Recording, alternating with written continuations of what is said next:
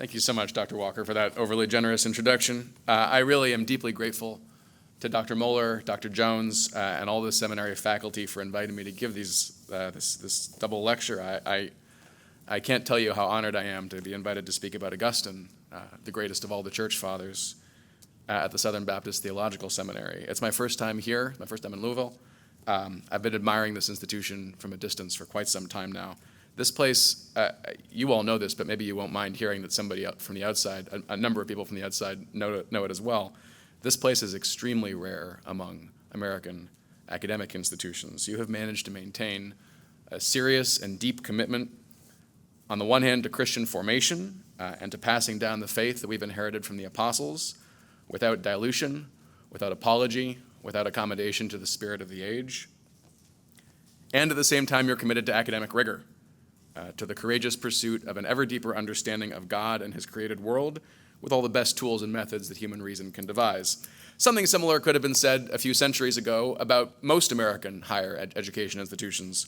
Today, as you know, there are very, very few left that share both of those commitments at the same time.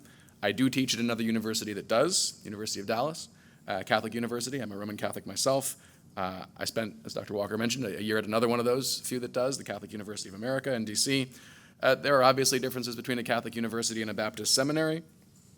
There are going to be differences between a Catholic and a Baptist reading of Augustine, although I do hope in my talk to be concentrating on what we have in common reading him. I do just want to start, though, by saying how impressed I am with the extraordinary work that this seminary is doing in forming young people and middle-aged people for Christian ministry. And in sticking to its mission in a culture that is increasingly hostile to what we're trying to do in Christian institutions of higher education. I'm deeply honored that you would invite me to lecture here, particularly on, as I said, such an important topic for our time, which is what Augustine has to teach us about Christian apologetics today. I should begin by, as you could tell from my CV, saying I'm not an expert in apologetics. I'm not even a professional theologian. My training is in political philosophy. I've never been part of any formal church ministry as an adult. My main experience in apologetics comes from arguing with my atheist friends in college and grad school. I've done a lot of that. I don't think, especially from grad school, that my academic atheist friends are all that representative of the average folks that you'll be dealing with in Christian ministry today. I don't intend, therefore, to say anything about concrete techniques or methods that a Christian apologist should adopt today in light of Augustine. I think tomorrow's speakers will be addressing that, and they should do it and not me. I'm just here as somebody who has read a whole bunch of Augustine, and in particular his writings about the apologetics of his own day that he was engaged in.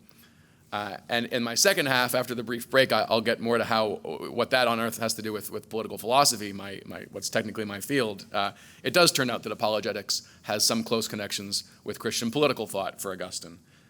But in this first half, I just want to lay out some basic points about how Augustine himself conceived of the task of Christian apologetics in his own context, and what aspects of his thought we today might particularly want to look to and learn from in order to better understand what our own somewhat different tasks will have to be as Christian apologists in our own very different time and place, which is not what I'm going to talk about. Let's focus on Augustine for now. And let me start by raising what has to be one of the biggest objections to the idea that we would have anything to learn from Augustinian apologetics in its original form. What's the most obvious difference between his apologetical situation and ours? The world he lived in had been pagan quite recently. He was born under the last of the pagan emperors, Julian the Apostate. His own dad was probably a pagan. Over his lifetime, that Roman world was becoming Christian, at least in name. His greatest work of apologetics, The City of God, was still written with its primary target being paganism. And this was because after the first sack of Rome in 410, there was this question that arose, as it always does after any large military defeat: whose fault was it? What went wrong? Who messed up? Did someone stab us in the back? And a number of people were suggesting, maybe it's the Christians. Maybe we made a mistake in abandoning the ancestral gods. And so Augustine takes that as an opportunity to revive what had been this older genre. There had been a lot more works written in this genre just a century or two earlier, before Constantine, that is, the genre of the Christian anti-pagan apologetic. None of these had been written for a while at his time, because people had the impression it wasn't so necessary anymore. But now it seems, all right, we've got to go back to this, to defend Christianity against the intellectual attacks of pagans. The City of God is the last, and most people I think would agree the greatest, example of this literary genre. After Augustine and until Nietzsche, so far as I know, there was no Western thinker who seriously tried to defend the pagan gods. There were people like Machiavelli, Rousseau, and Gibbon who were nostalgic for the world of the pagan gods, but even they weren't willing to say we should try to worship them again, because they knew they didn't exist. With Nietzsche, the truth itself becomes questionable as a category, but that's a whole other thing.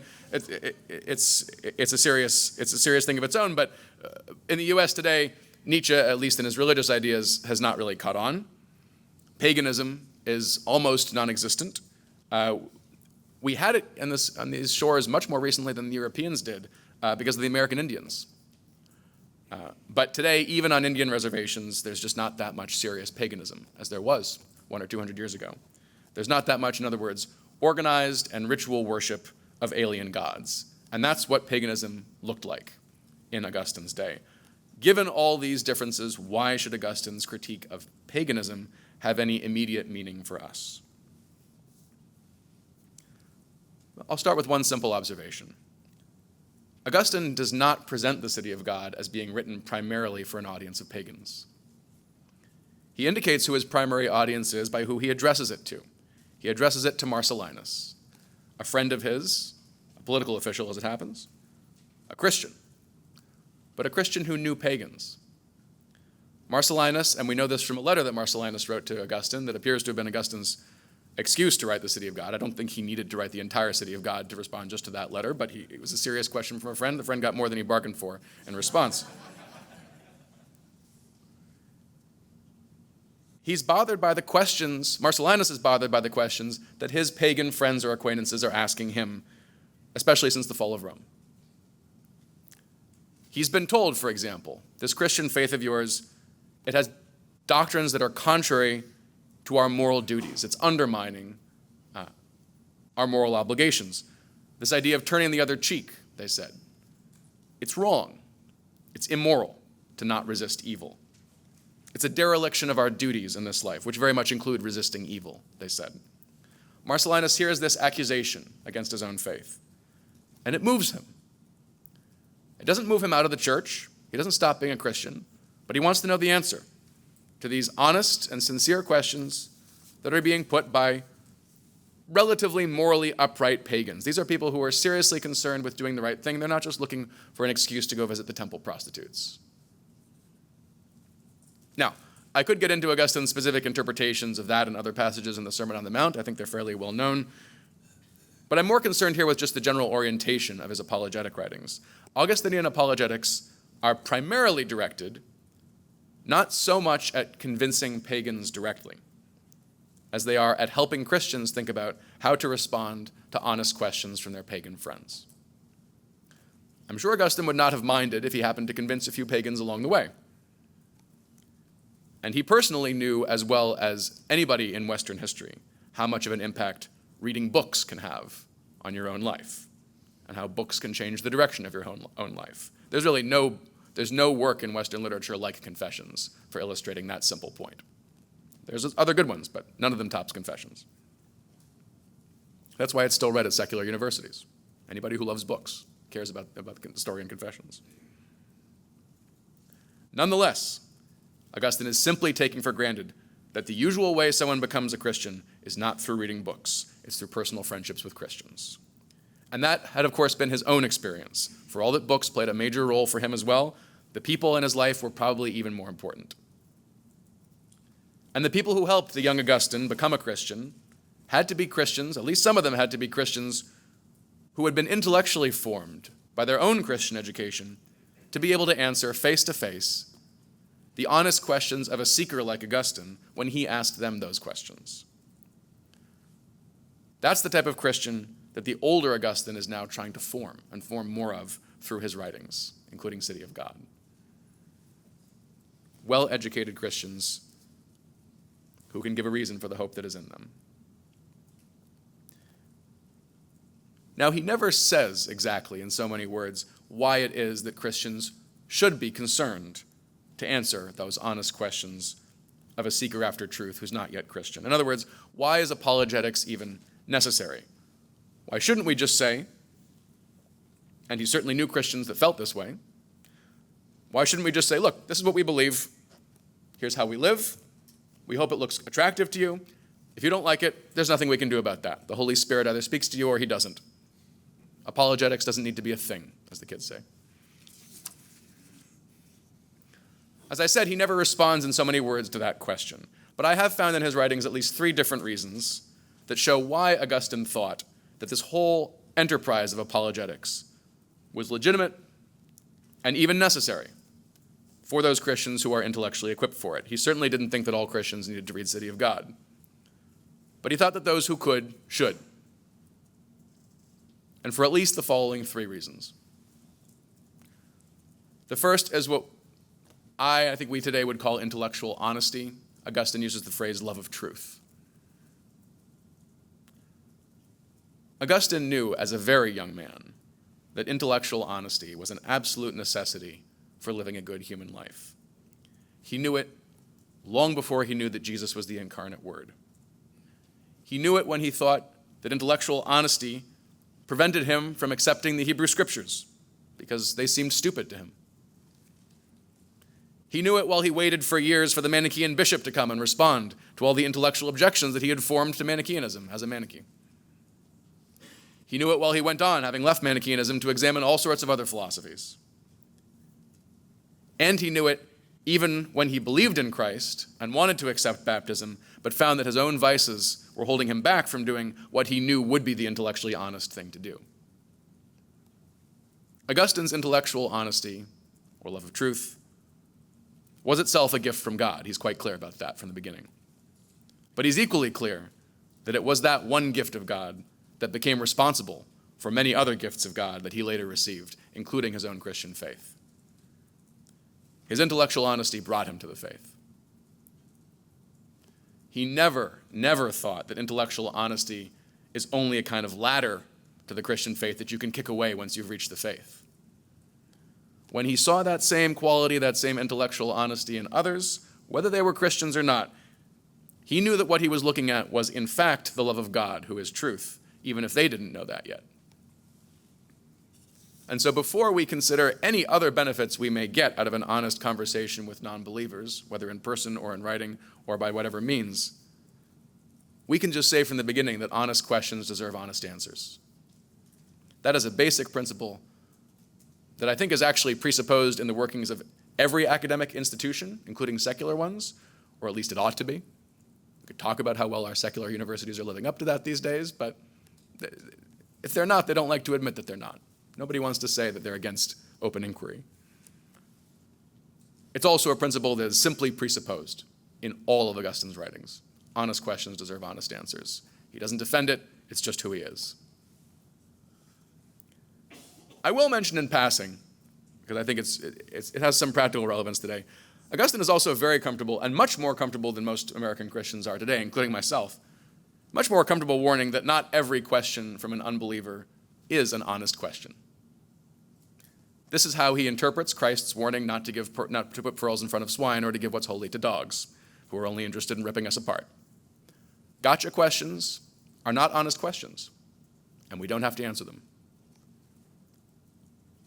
But that does not change the point about honest questions, and it is also important to remember, just because I don't yet know the answer to someone's question does not make it an illegitimate gotcha question. Just because it got me. So, intellectual honesty, that's the first reason why Augustine thinks apologetics are necessary. There are 2 more. These are 2 specific benefits that Augustine thinks that believers themselves receive from an honest conversation with non-believers about honest objections to the faith. The first benefit is that the believers will acquire a better understanding of the faith and of God himself.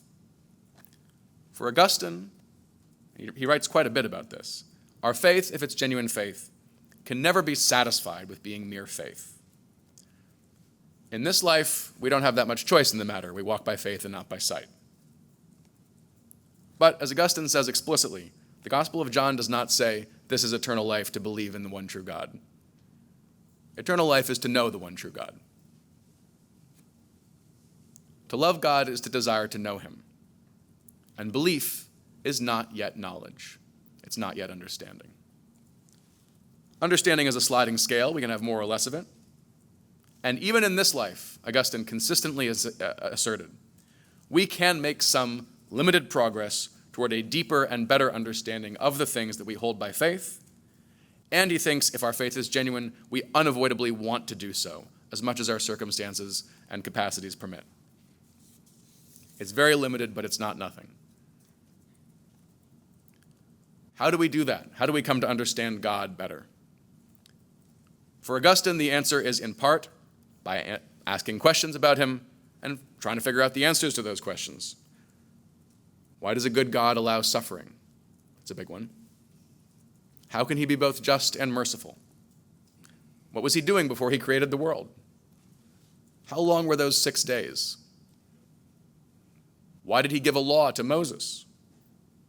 What should that law mean for Christians? These are good questions that a theologian, whether professional or amateur, and every educated Christian should in a way be an amateur theologian, a theologian of any kind rightly seeks to answer these kinds of questions, and they're the same questions that honest non-believers are asking when they're confronted with the claims of Christianity. Many of them were questions that Augustine had before his conversion that bothered him and that in some cases held him back from the faith until he could get better answers to them. He shows you this actually in one of the dialogues that he wrote not long after his conversion. And it's the only place in at least his early works where he explicitly talks about what it means for faith to seek understanding. It's a dialogue he depicts himself talking to a Christian friend of his who's bothered by the problem of evil. And the character Augustine says, all right, I'm going to help you work through this problem in the very same way that I worked through it when I was not yet a Christian. So the friend is, Augustine wasn't. In other words, it's the same thought process. The thought process that a non-believer has to go through in order to realize that Christianity might be true, that the objections he has to it are not actually decisive. That is, in many cases, the very same thought process, or at least a very similar thought process, to the one that a believer will go through in order to understand why and how the things that he believes are true.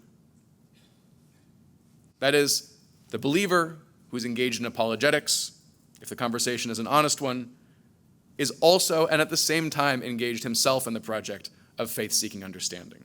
His own knowledge of God will deepen as a result of thinking through these same honest questions. They should be his questions too.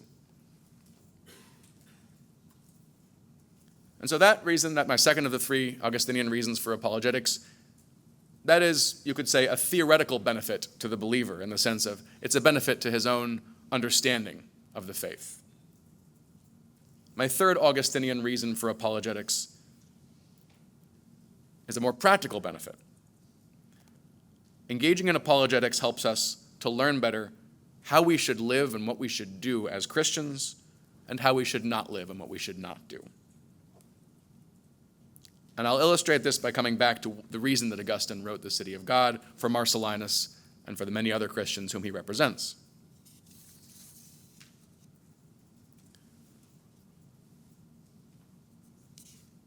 Augustine is writing The City of God, as I said, in a largely Christianized empire, at least in name. Most people in the empire would call themselves Christians. That does not mean paganism is dead. Augustine sees and mentions in The City of God a major challenge for Christianity that comes from within the visible church, among baptized people who think of themselves as good Christians, and who still, nonetheless, think that they should keep up the old pagan temples to the gods. This is very strange for us to imagine as Americans, but it's quite important for understanding what Augustine is doing in City of God. And I will argue in a few minutes that I think it can actually apply to us in a different way. I'll get there later, but just to stick to his own context for a second. Many Christians are saying themselves, after the sack of Rome, that maybe it was a mistake to stop worshiping the ancestral gods of our city and our national culture. Of course, there is the one God above all, the God of the Bible. Of course, we should go to church. We should also go to church. We'll worship the one God from whom we hope to receive eternal life in the world to come. But in this life, in this world, success, Augustine says these people are saying, success does not come only from the one God. Success depends on the lesser invisible powers that govern this earthly world, and we should give them their due as well. Syncretism, in other words, pagan Christian syncretism, is the great internal threat to the faith that may well be Augustine's primary target as he writes City of God. It is at least a major target. He's not worried that everyone will stop going to church and go back to the temples. He's very worried that some Christians are already openly saying we should do both.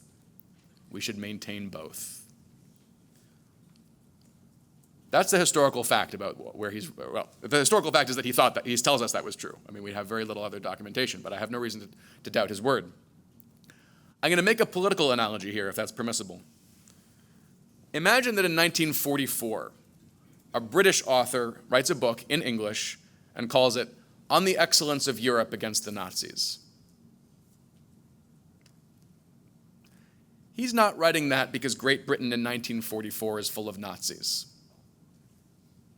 He's not writing it because he's worried that Great Britain is going to become Nazi in 1944. They're already winning the war. There are surely some Nazi sympathizers, mostly in secret in Great Britain, and he wouldn't mind it if he could win over a few of those maybe with his book too, but that's not his main goal. Why is he writing? What's he worried about in 1944? Compromise with the Nazis. He's worried that his fellow Britons will get tired of fighting and decide that they can accommodate Nazism politically on the European continent, that peaceful coexistence is possible, that we can have it both ways. We can be good Britons without having to really defeat the Nazis on the battlefield. This would be a work, you could say, of political apologetics, whose defense of Europe and attack on Nazism would be primarily aimed at the understandable accommodationist impulse among Britons who are tired of making the sacrifices that are necessary to defeat Nazism. That, again, is a political analogy for spiritual warfare. I will talk in my second half about the actual political consequences of any of this, but we're not there yet. Augustine wants Christians to wage spiritual warfare against paganism, in their own hearts above all. To do that, he has to make clear what's wrong with paganism. So that Christians, this is why I say it's practically important, so that Christians can clearly distinguish which aspects of pagan culture they have to reject, and which ones they can make their peace with. This is a practical question for Christians of his day, and I think it's not hard to see how versions of it are practical in our own day as well. To stick again to his world for a second. Is it pagan? Suppose there is a ritual pagan sacrifice. If you don't believe in the pagan gods, is it pagan to sit through that sacrifice and to eat of the sacrificed meat? If you don't think there's really a Mars to whom it's sacrificed, is there anything wrong with that for a Christian? Is it pagan to bow to the emperor if the other people bowing to him think he's a god and you don't? Is it pagan to participate in political life at all? Is it pagan, if I can have a little anachronism here, to put up a Christmas tree, which of course originated as a pagan symbol before the Christians took it over? Is it pagan to read Aristotle and Homer? What about Euclid? All right, so somewhere between eating meat sacrificed to Jupiter on the one hand and reading Euclid's geometry on the other hand, we have to draw a line. Christians have to draw a line as to what we can and cannot appropriate from the non-Christian world. I've never heard a Christian argument against Euclid, and I've read a Christian argument against eating meat sacrificed to idols. It's made by St. Paul, so that one's closed.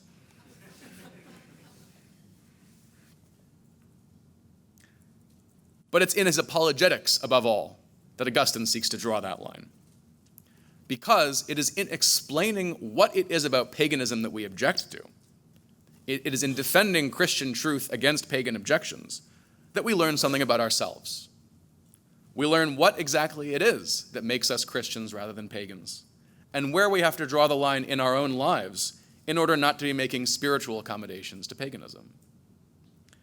That is a practical question that affects all of us to this day, certainly in the world of Christian education, where we're reading many authors who aren't Christian, and also, I will say, in my second half, in the world of politics. But sit tight for about 45 minutes for that one.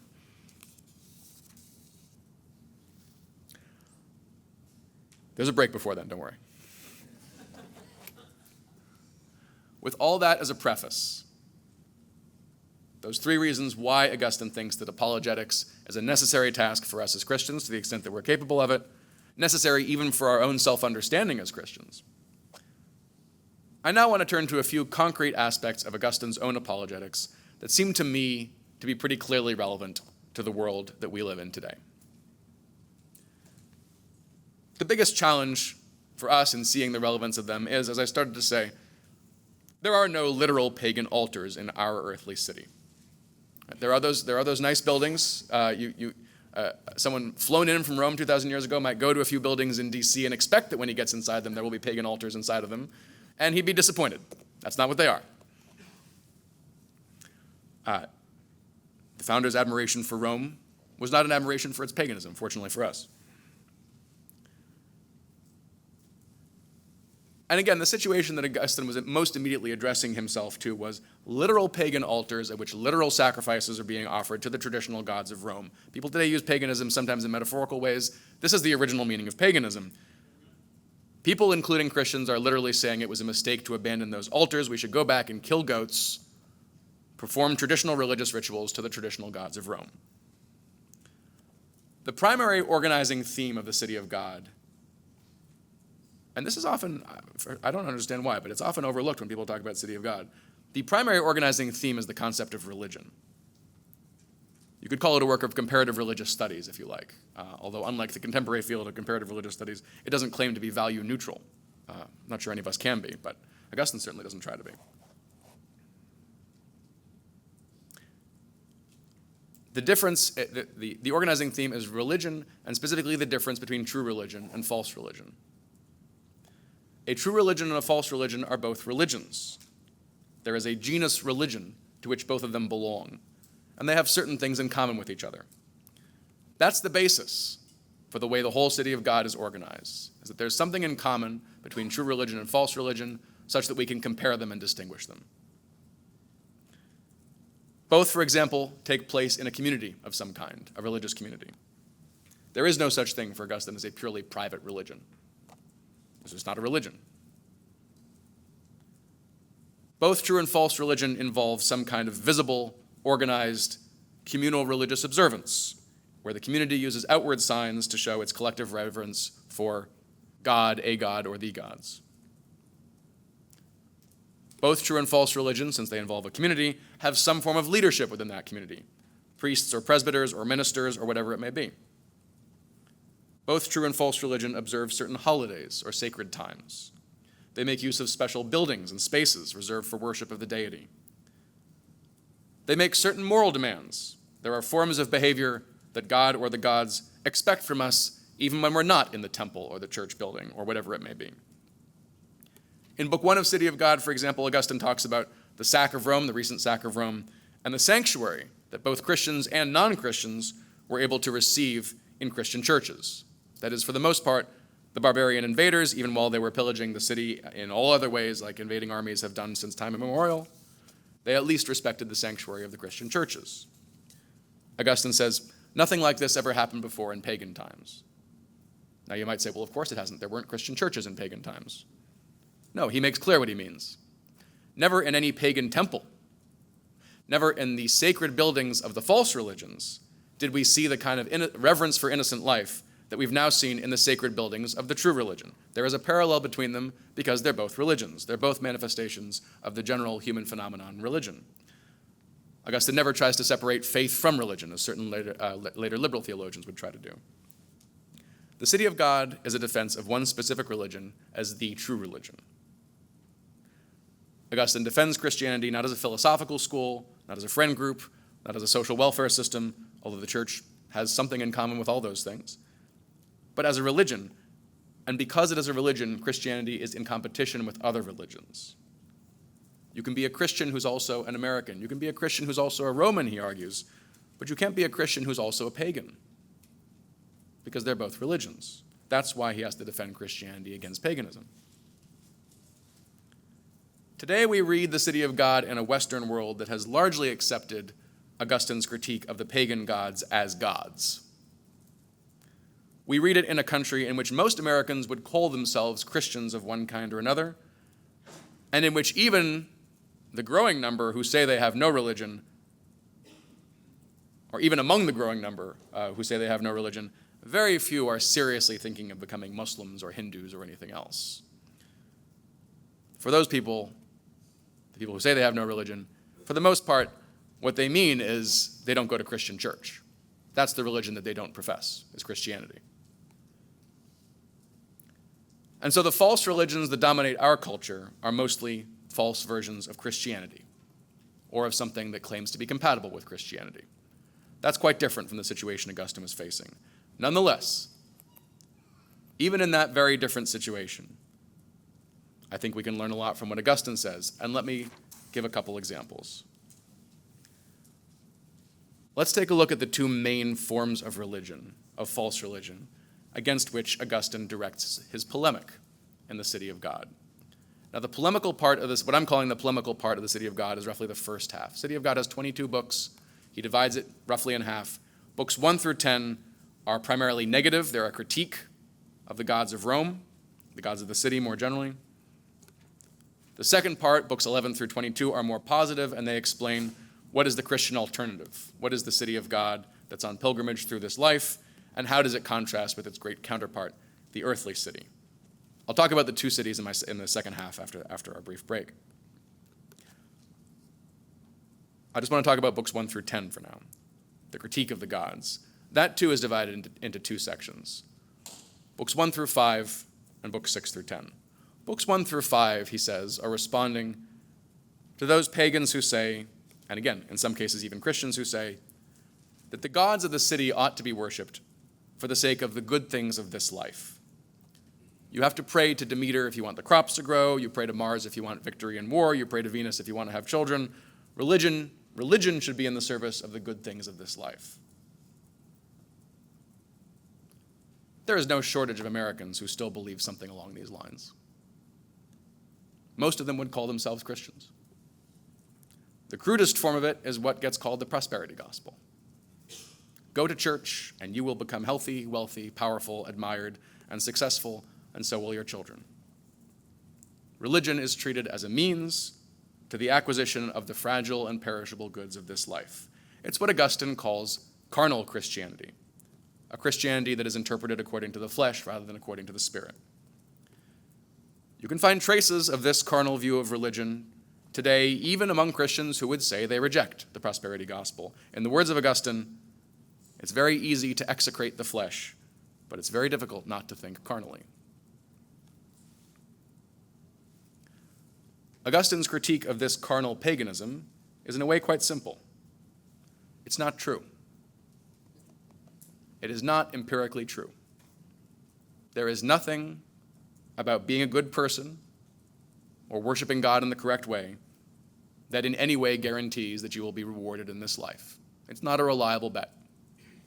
Sometimes it happens, sometimes it doesn't. God decides. There is nothing about being a bad person that prevents you from winning all sorts of blessings and successes in this life. He goes through Roman history and shows that the Roman city had experienced lots of other invasions, disasters, and civil wars without the Roman gods doing anything to prevent those, because they can't, because God's providence permits these things to happen both to good and bad people alike. There are, of course, certain, what Augustine there calls quasi-virtues, that do generally lead to worldly success. Hard work, diligence, self-control, these are much more likely to lead to worldly success than their opposites are. There are also certain vices that lead to worldly success. For example, love of glory. Augustine says this is the reason the Romans were so successful. With that one vice, he says, their passion for glory, they managed to beat down all sorts of other vices, both in themselves and in the nations they conquered. They suppressed their lusts, their greed, their selfishness of other kinds, all in the service of achieving worldly glory. And they got it. Congratulations, he says. Love of glory is still a vice. Doesn't change it. These first 5 books of the City of God are often mischaracterized, I think, as Augustine's Christian critique of Rome's pagan vices. Let me emphasize this point because I think it's crucial for Augustine's Apologetics. And I didn't even know if my title, I forgot to mention the title of my talk. What title did I give my talk? I think Philosophy and True Religion in Augustine's Apologetics, right? We're finally getting to philosophy. Nothing, not a single thing that Augustine says in books 1 through 5, in his criticisms of pagan religion, pagan politics, pagan morals, not a single one of those criticisms goes beyond what Augustine had already read in the best of the pagans themselves. Meaning especially Cicero for him, the Roman philosopher and statesman for whom Augustine had enormous admiration. But Cicero, as he admits, was basically repurposing what Cicero, had read in Plato and Aristotle, and Augustine didn't have Plato or Aristotle. Well, we have lost most of Cicero, so I would point to all 3 of those philosophers, Plato, Aristotle, Cicero. Is love of worldly glory a vice? Yes, they'd say. Yes, it is. Should religious rituals include adultery and fornication? No, they would say. How about men killing each other in arenas for others to watch? That was also a religious event for the Romans. No, not that either, the philosophers would say. That's not good either. How about men cutting off their reproductive organs? That was another ritual that Augustine comes back to several times in these passages. That's bad too, the philosophers would say. Should we tell stories about the gods beating up their fathers and cheating on their wives? Nope, the philosophers would say. A god would never commit an act of immorality. In fact, as Augustine mentions a couple times, books 1 through 5 are not targeted at his most intellectually serious opponents because educated Romans had actually known for centuries already that the carnal pagan view of the gods, the claim that religion will actually make you prosperous in this life, is not true. The philosophers haven't bought this stuff for centuries. It's empirically falsifiable, and they're open to reality. And the reason that it's falsifiable, another important point for Augustine, is that the best of the philosophers, through their inquiry into human virtues and vices, had, in his view, done a very impressive job of describing genuine human excellence. And once you know what human excellence is, it's quite easy to prove that it does not correlate reliably with worldly success. I think it might be worth emphasizing that when I talk about moral philosophy for Augustine, I'm not talking about trolley problems. I'm not talking about debates about deontological versus utilitarian ethics. I'm talking about, look at what you see in Aristotle's Ethics and Cicero's On Duties and the Socratic dialogues of Plato and Xenophon. It's an effort to examine the kinds of human beings that any decent person knows to look up to admire, and to think through articulately, what does it mean to be that type of human being? What qualities of soul do they have to have? Self-control, fairness, mercy, gentleness, friendship, good counsel, and so on. Ciceronian morality is not all there is to Christian morality, obviously. But in his critiques of carnal paganism, Augustine does not presuppose that I can see anything about human excellence or about the universe that the philosophers had not already discovered on their own before Christ came to earth. That's why they didn't believe in carnal paganism. Although they still went to the temples, just like everybody else, and that's the next point I want to talk about, is the philosophers. But just to wrap up this point about the carnal pagans,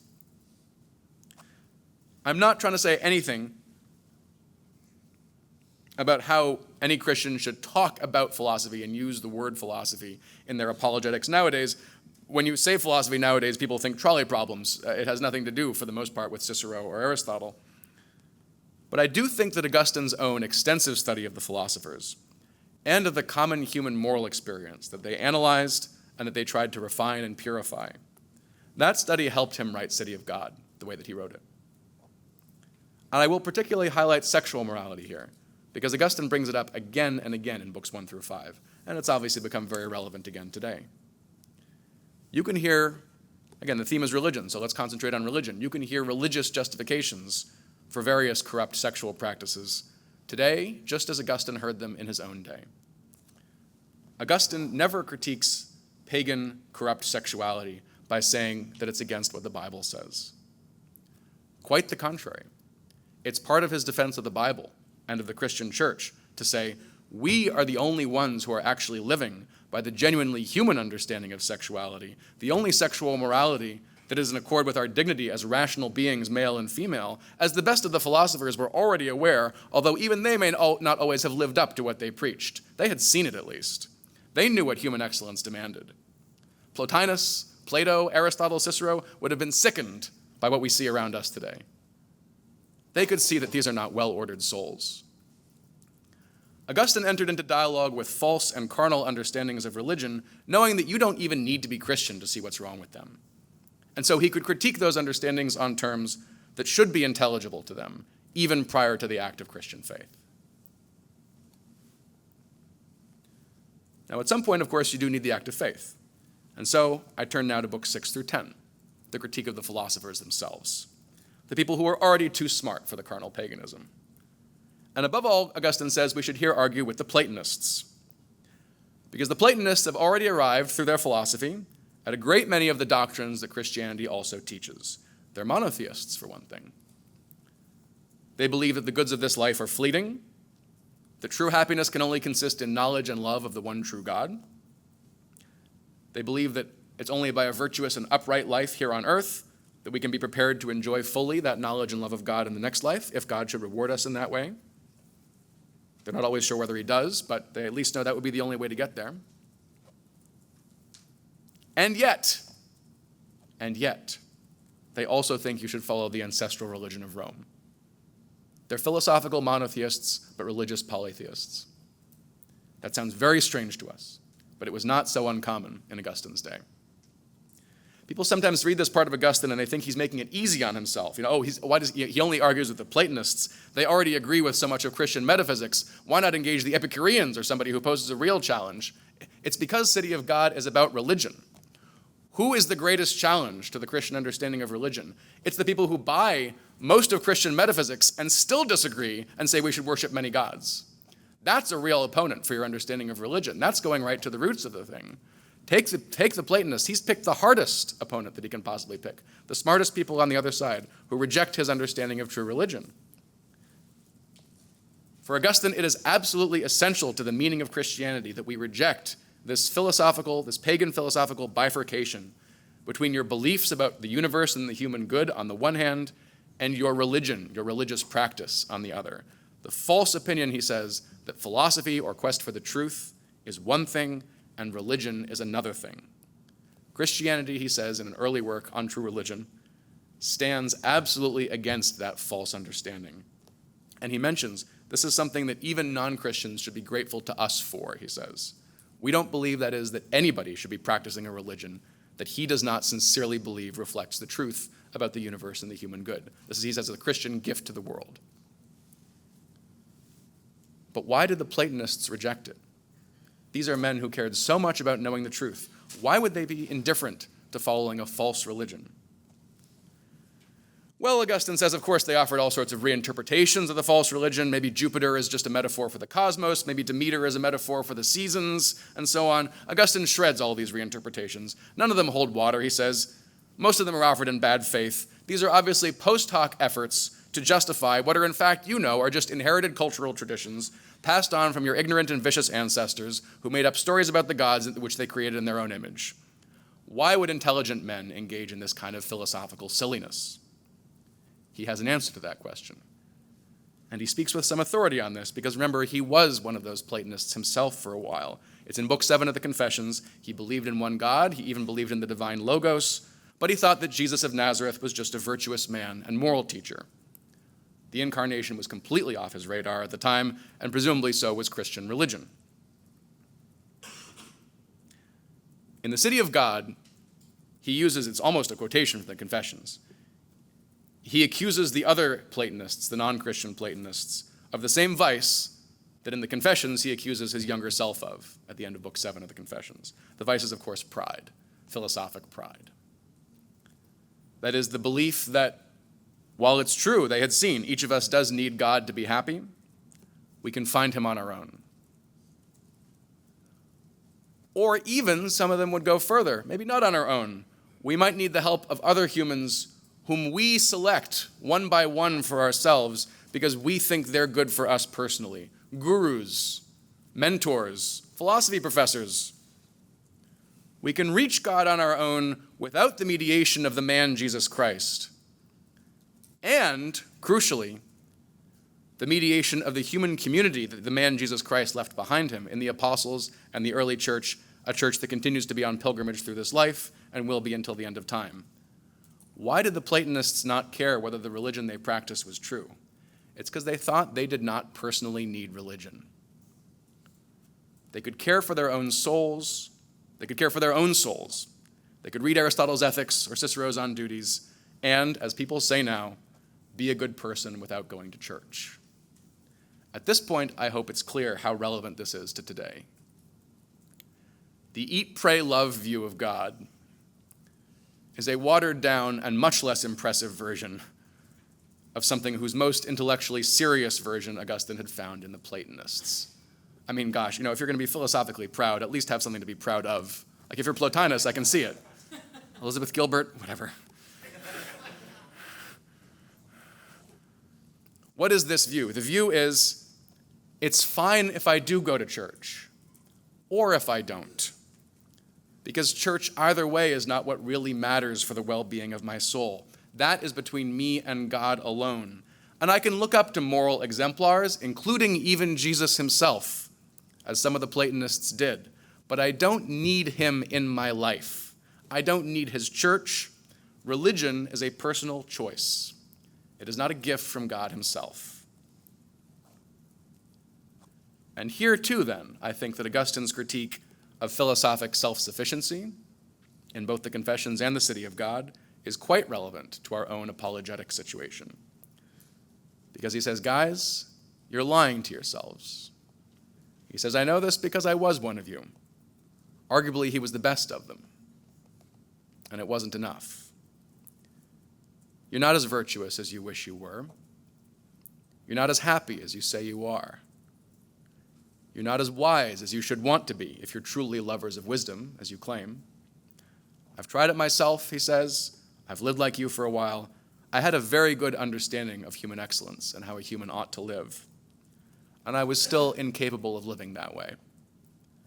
Only by putting on the Lord Jesus Christ, by accepting the humiliation, including the intellectual humiliation, of faith in Christ, by acknowledging my human weakness and my dependence on him, and by recognizing that I have to meet him through humanly written scriptures, written by men not as smart as Cicero, and in a human religious community of those also seeking after him like I am. All of these things that I, Augustine, wanted to think I was too good for.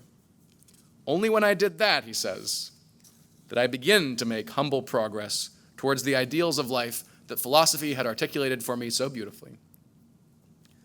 If philosophy is love of the truth, then true philosophy needs to acknowledge that we only find the truth when the truth takes a step towards us in the person of Jesus Christ, and when we humble ourselves enough to receive that step.